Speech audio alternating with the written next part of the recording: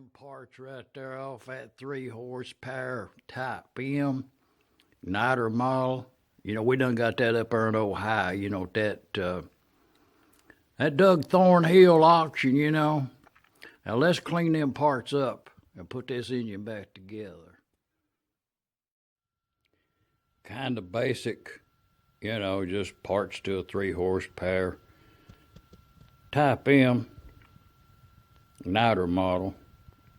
Now let's clean them parts up there and put it back together.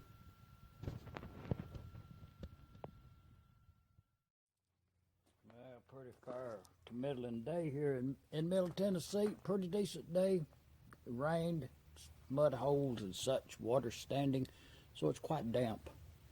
But I took the opportunity to knock the rust off of this.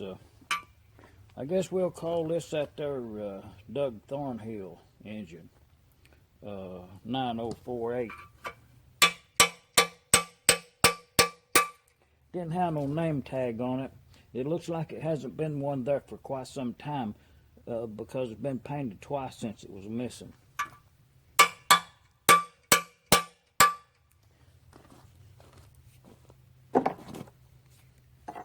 We're just kind of knocking the rust off, you know, kind of keep some of that original texture.